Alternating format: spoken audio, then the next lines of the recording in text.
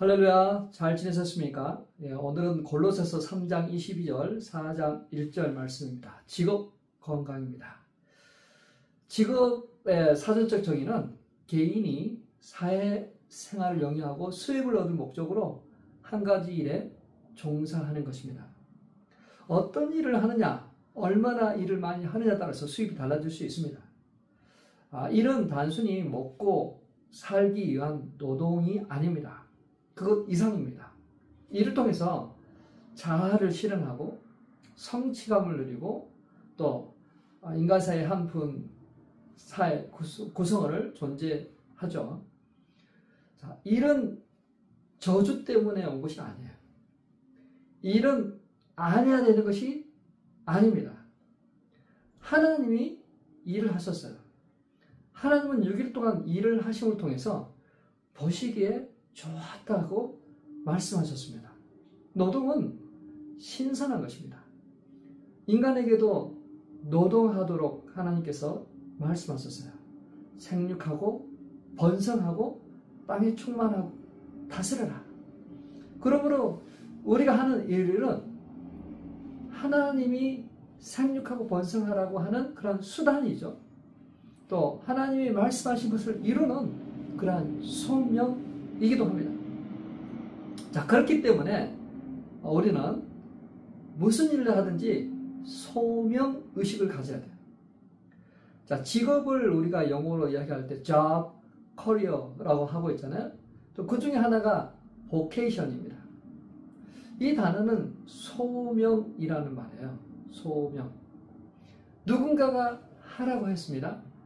근데 이쪽에서 나 자신이 나의 어떤 목적을 위해서 하는 것이 아니라 나에게 시켜준, 나에게 그 일을 하라고 하신 분의 요구에 따라서 일하는 거죠.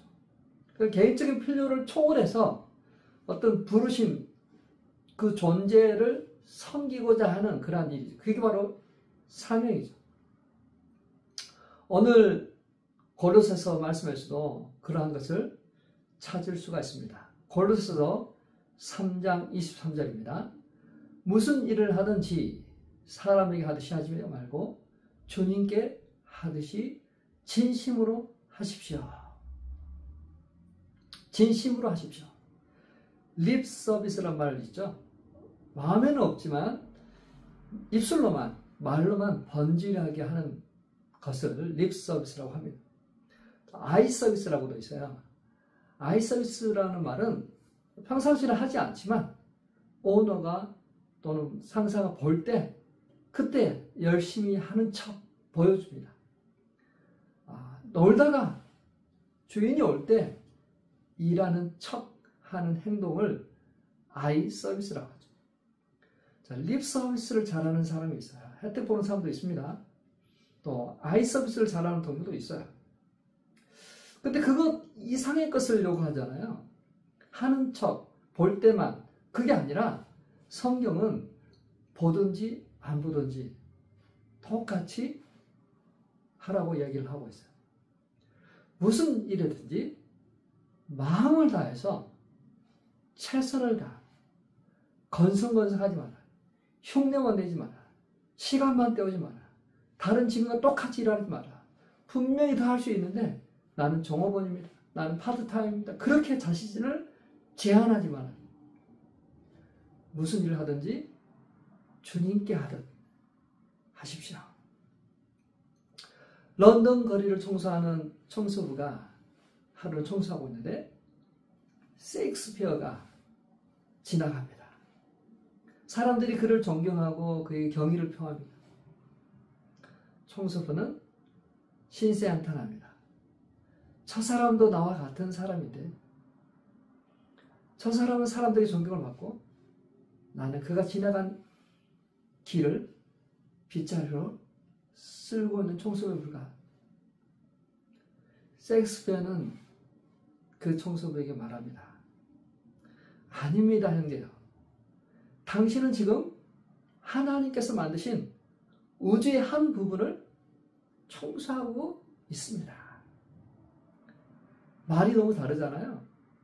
분명히 청소를 하고 있는데 하찮은 총수부가 아니라 하나님께서 만드신 우주의 한 부분을 총사하고 한 부분을 깨끗하게 아름답게 만들고 있는 그러한 자신을 보도록 한 것입니다. 자, 소명은 바로 이런 거예요. 그 일에 의미를 둘 때 그것이 가치 있어지고 소중하게 돼요. 하나님이 만드신 이 지구를 깨끗하게 아름답게 하고 있다. 그러한 소명의식을 가질 때 일하는 태도가 달라질 수 있어요. 우리가 하고 있는 정말 사소한 것들, 일상적인 것들. 예를 들면 자녀를 양육하고 또 우리가 집안일을 하고 또 직장에 가서 하는 그 모든 것들이 하나님이 나에게 맡기신 소명, 하나님의 위대한 일을 이루는 그러한 가정이 된다고 생각하면 우리는 참 기쁨으로 일을 감당할 수 있을 것입니다. 무슨 일이든지 소명의식을 가지고 하시길 바랍니다. 누가복음 16장 12절입니다. 지극히 작은 일에 충성한 사람은 큰 일에도 충성하고 지극히 작은 일에 불의한 사람은 큰 일에도 불의하다. 충실하다. 성실하다. 책임감 있게 일하는 사람. 작은 거를 하찮은 것이라도 그렇게 하는 사람에게 큰 것을 맡깁니다. 무슨 일을 하든지 마음을 다하여 죽게 하는 저와 우리 성도님 되시길 바랍니다. 두 번째, 무슨 일을 하든지 죽게 하듯 섬기십시오. 자, 윤리의식을 조사하는 설문조사에서 기독교인과 비기독교인의 그 윤리의식이 얼마나 차이가 나는지 조사해봤어요. 얼마나 차이가 날까요? 많은 차이가 나지 않아요. 골로새서 3장 23절 24절입니다.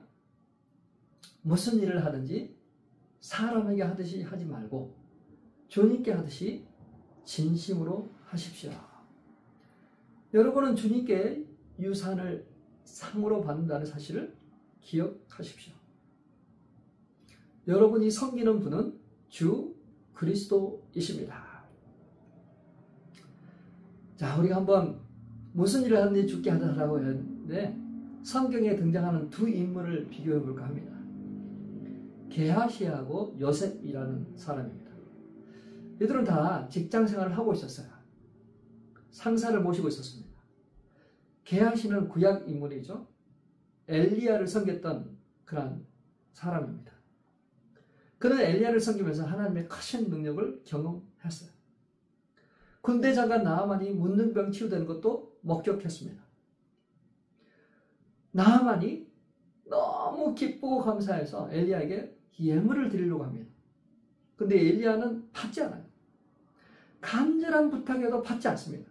그래서 나아만은 떠나갑니다. 게하시는 그 모든 걸 지켜봤기 때문에 주인의 입장이 무엇인지를 분명히 알고 있어요. 그런데 게하시가 나중에 엘리야 몰래 그 나아만을 쫓아가서 은 한 단달터 옷 두 벌을 받아 챙깁니다. 주인의 이름을 팔아서 재물을 축적한 것이죠. 자, 요셉이라는 젊은이는 군대 장관 보디발 집에서 종으로 시작합니다. 열심히 일했어요. 가정 총무가 됩니다.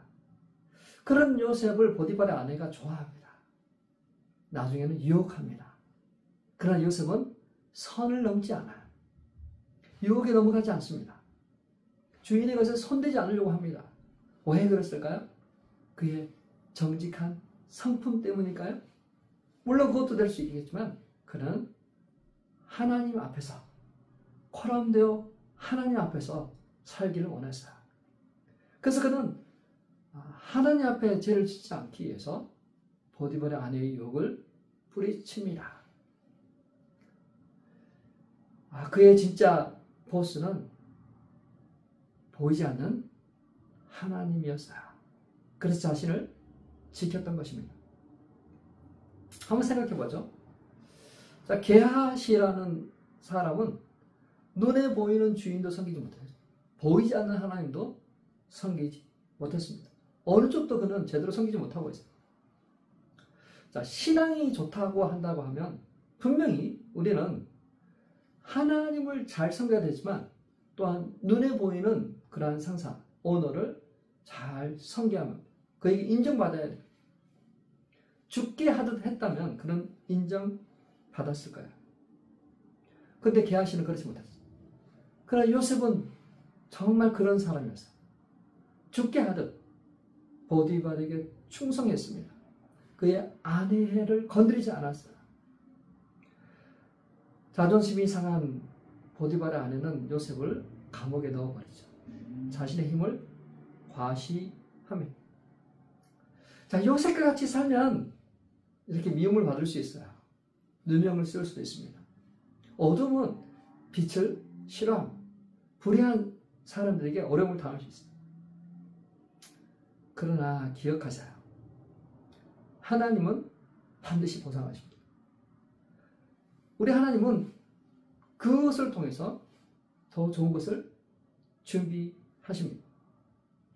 그러므로 성도 여러분, 무엇이든지 죽게 하듯 최선을 다하십시오. 세 번째, 무슨 일을 하든지 최고의 서비스를 하십시오. 골로새서 3장 22절입니다.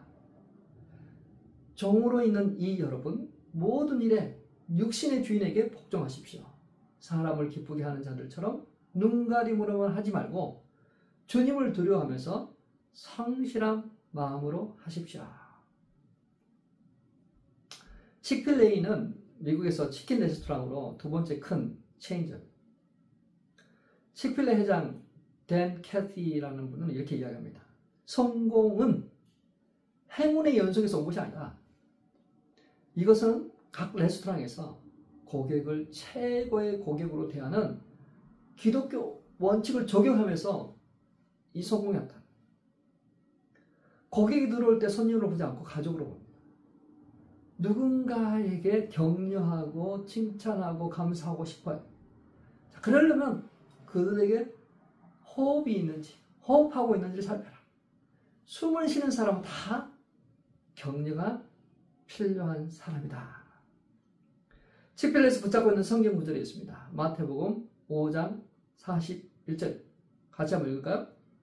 또 누구든지 너로 억지로 오리를 가게 하거든 그 사람과 심리를 동행하고. 미국식으로 번역하면 누군가 당신에게 1마일 가도록 강요하면 2마일을 가라고 이야기합니다. 그래서 칙필레 종업원들에게 second mile service라는 단어로 기억합니다. 첫 번째 기대하는 것은 음식이 맛이 있어야죠. 문을 열고 닫는 것이 일정해야 돼요. 가격은 제값으로 받아야 돼요. 깨끗함을 유지해. 이것이 첫 번째 마일이에요. 그럼 두 번째 마일은 뭐냐면 손님의 마음을 터치하는, 격려하는 거, 감사하는 거, 친절해, 상대방을 행복하게 만드는 거야. 그리고 물건과 음식을 최고의 것으로 퀄리티가 좋게 만드는 거. 이게 세컨드 마일 서비스입니다. 여기서 사실은 성공의 승패가 가는 거예요. 테니스는 마치 인생과 같아요. 인생은 테니스와 같아요. 서브를 잘해야 돼요. 서브 경기, 서브를 잘하면 경기에서 승리할 수 있어요. 그런데 서브를 소홀히 하면 안 돼요. 인생도 서브를 잘해야 됩니다. 섬겨야 돼요. 예수님은 서브를 잘하셨어요. 그리고 우리에게 말씀하셨어요. 내가 너에게 섬기는 것 같이 너희도 서로 섬기라. 우리나라에서 세컨드 마일 서비스를 잘했던 분이 누구냐면 그 청년 바보 의사 안수현 의사입니다. 그는 의료계 권위자도 아닙니다. 유명 인사도 아니에요. 근데 그의 발자취에서 그는 세컨드 마일 서비스를 정말 잘했던 인물로 기억됩니다. 어떻게 그는 직장 생활을 하면서 그 바쁜 와중에서도 사람들을 위로하고 격려하고 찾아가고 기도하고 그들에게 선물을 줬어요. 1년에 300건 정도가 나갔다고 합니다. 세컨드 마일 서비스를 하시면 우리 마음도 기쁘고 주변 사람들이 기뻐할 것입니다. 주변 사람들이 즐거워할 것입니다. 저와 우리 성도님들이 그런 세컨드 마일 서비스를 하는 그러한 은혜를 누리시기 바랍니다. 우리 교회에 봉사하는 분들이 너무 많아서 서로 그 봉사 자리를 양보해 달라고 하는 그러한 아름다운 일들이 일어나기를 원합니다. 여러분 가정에서도 주변에서도 바로 그런 일이 일어났으면 좋겠어요. 최고의 서비스. 그게 바로 성김의 그러한 정신이죠.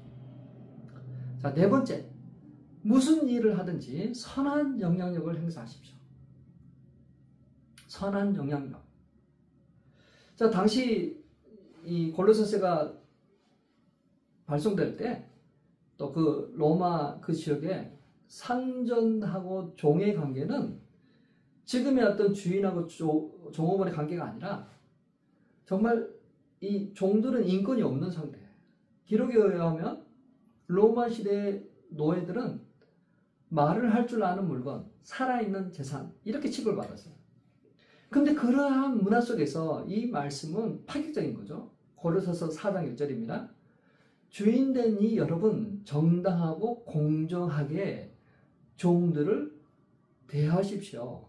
여러분도 하늘에 주인을 모시고 있다는 사실을 아시기 바랍니다.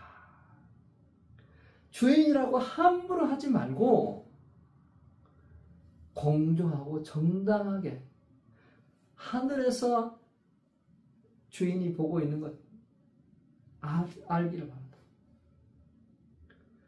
자, 우리가 오너가 되고 직장 상사가 됐을 때 어떻게 종업원을 대해야 될지 우리에게 가이드하고 있어요. 미국 실리콘밸리에서 인포시크 등의 4개 IT 업체를 성공시킨 벤처 기업가 스티븐 케이시는 말합니다. 내가 사업에 성공할 수 있었던 것은 좋은 인간관계를 맺을 수 있었기 때문이다. 나는 MIT 공대에서 최고의 공학 기술을 배웠지만 인간관계에 대해서는 배우지 못했다. 그래서 그는 이야기합니다. 인간관계가 가장 중요하다. 만약에 공학기술과 인간관계 기술을 둘 중에 하나만 선택하라면 나는 서슴지 않고 인간관계 기술을 선택할 것이다. 의외잖아요. 그죠? 대부분의 사람들이 성공은 그 사람의 지식과 지혜와 어떤 그런 운에 따른 것보다 85%가 인간관계, 사람들과 좋은 관계로 인해서 성공했다라고 이야기합니다. 얼마나 중요합니까? 좋은 관계를 유지하는 것, 사람들과 의미 있는 관계는 결국은 섬기는 것이야. 섬기는 것. 섬기는 것. 주님이 섬긴 것처럼 죽게 하듯 섬기면 그 사람의 마음을 얻게 될 것입니다. 무슨 일을 하든지 소명의식을 가십시오. 무슨 일을 하든지 죽게 하듯 하십시오. 무슨 일을 하든지 최고의 서비스를 하십시오. 세컨드 마일 서비스를 하십시오. 무슨 일이든지 영향력이 있는 리더십을 발휘하십시오. 직장은 단순히 돈을 버는 장소가 아닙니다. 하나님의 소명을 성취하는 것입니다.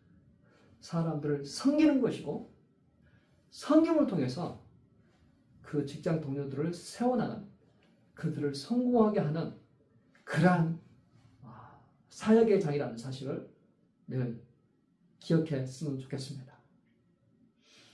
우리가 할 수 있는 범위 그것보다 더 섬기고 더 일을 한다면 그 사람은 분명 그 직장에서 반드시 필요한 그러한 사람이 될 것입니다.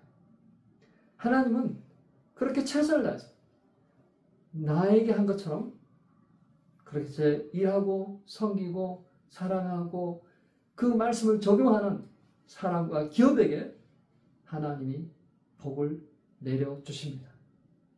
사랑하는 성도 여러분, 우리가 하고 있는 작은 일이라도 의미를 부여하십시오.